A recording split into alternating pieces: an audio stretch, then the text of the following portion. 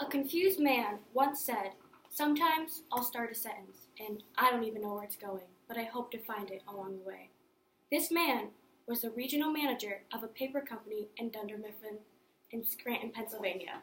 This is the one and only Michael Scott. If you aren't familiar with Michael Scott, I'm sure you have to be somehow. He's on the hit NBC show The Office, and if you haven't seen The Office, you've had to see his face scrolling through your Twitter timeline. Today, I'll be sharing with you and informing you of the cringiest things Michael has done in his life, the relationships and friendships he has acquired, and third, the evolution of Michael Scott as a character. If you aren't aware with Michael and his antics, you're in for a treat. Michael is possibly the cringiest character in television history. His everyday actions are unfathomable, and the things that come out of his mouth don't even seem realistic. The things he say you wish you could forget. You see, Michael has done so many embarrassing things. The Los Angeles Times informed us of a few of those things. First, we have the Scott's Tots promised tuition.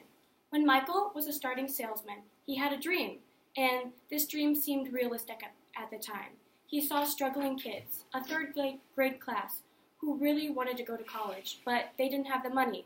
So he promised these third graders full college tuition, and it was amazing. But Michael's poor. 10 years pass, and they're wondering, when am I going to go to college? Where's my tuition? And Michael has to go and tell them, it was a lie, a nice lie, that I can no longer pay for your college. And instead, he gives them a laptop battery. The second embarrassing, cringy thing Michael has done is informing everyone in the office of Stanley Hudson's affair. Stanley is one of his salesmen. He's not his closest friend, but they work together. And Michael tells everyone in the office that Stanley is cheating on his wife. Not only is this unnecessary, it causes huge problems and ruins Stanley's marriage. Third, the embarrassing thing that Michael does is his whole relationship with Toby Flenderson. Toby is the HR rep at Dunder Mifflin, and they never got along. They always butt heads. And when they were having Diversity Day, Michael told all of his employees, all of his coworkers, that if he was in a room with Toby, Bin Laden, and Hitler, and had 2 bullets, he would shoot Toby twice. Now, as you can see, this would upset his employees, and it made Toby very sad. It's embarrassing and very unprofessional. See, there are different levels of cringe and different ways to be cringy. Michael is also dangerously cringy. The first incident where Michael completely excelled on the cringe level would be the Fun Run episode. Michael ran over his employee, Meredith Palmer, with his car, and as you can imagine, he felt bad about it, but not as bad as he should feel. She had a fractured pelvis, and he didn't take it as seriously as he should. The second time where he was dangerous is when he drove his car into a lake. The GPS told him he could turn right, and he saw the lake, and he knew what he was doing, and he still chose to turn. You see, I told you, Michael's cringy, and he may be the biggest idiot, but he also has the biggest heart. Michael wants to be friends with everyone. The relationships and friendships he has are so important to him, and he wants his employees to feel like friends and family to him. Adam Heintzman from Inc.com gives us this Michael quote: "Would I rather be feared or loved? Easy, both. I want people to be afraid of how much they love me." You see, Michael has 3 friendships that stand out through the course of his 7 seasons on The Office. First, we have Jim Halpert.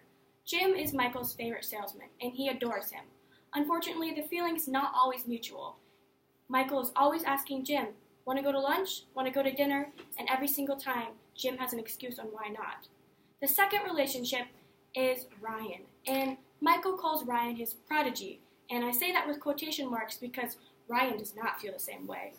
Ryan is adored by Michael, and Michael is quoted saying, "I don't care if Ryan would murder his whole family. He's like a son to me." He has a weird obsession with him, but it works out for them in the end. The third relationship we have is Dwight Schrute and Michael Scott.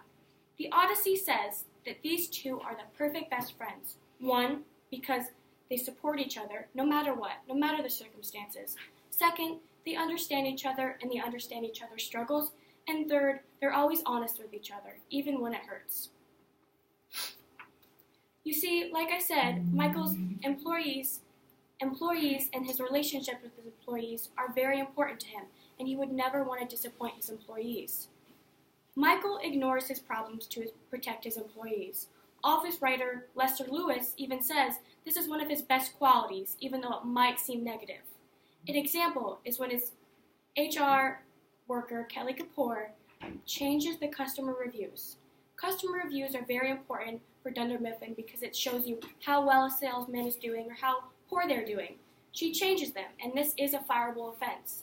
Instead of yelling at her or firing her, because he very well could, Michael feels pity for her. He understands that not everyone can like someone, and he does not reprimand her. The second thing that Michael showed that he would never disappoint his employees is when he reappeared. Michael left the office on season 7, and he did not show up until the last episode in season 9.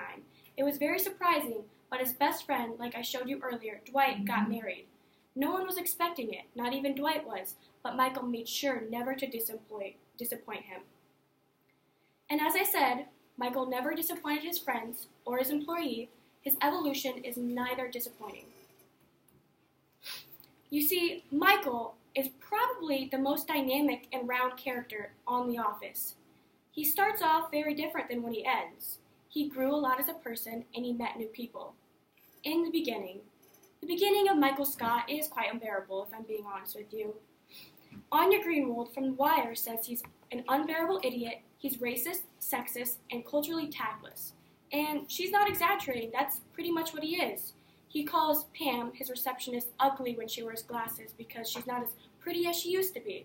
And he's constantly making fun of the women in the office.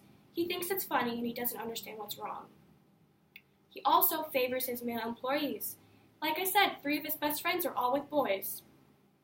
We are given an example of Diversity Day. Diversity Day is when Michael gave all of his employees a different race or ethnicity, and he had them wear them on their forehead. This was offensive because he told them, you have to act like this, you have to do their stereotypes, and people did get offended. Office writer Philip Andrews says, when The Office began, it would have been hard to imagine it would become a story of personal growth. But that is what it did, because the beginning of Michael is not the end of Michael. Michael becomes completely different in the end. He's still his silly self, but he learns how to love. And this is a huge thing for him, because in the beginning, Michael is just struggling and trying to learn. He can never figure it out. But finally, he meets his soulmate, Holly Flax. That's her in the picture. And he learns how to respect women, respect his employees and their boundaries. And in the end, his employees even miss him. His favorite salesman, Jim, is even quoted saying at the end, I'll tell you that you're the best boss I ever had. And this is big, because in the beginning, Jim would never want to hang out with Michael, but at the end, even his employees will miss him. So you have now been informed of the cringe of Michael Scott, the friendships and relationships he has made over his 7 seasons on the show, and the history of Michael Gary Scott. Michael may not know how to start a sentence, but he does know how to end one, and him as a person will leave a lasting impact on everyone that would watch the show. Whether it's good or bad, who knows? If you haven't seen The Office, now's a good time to start.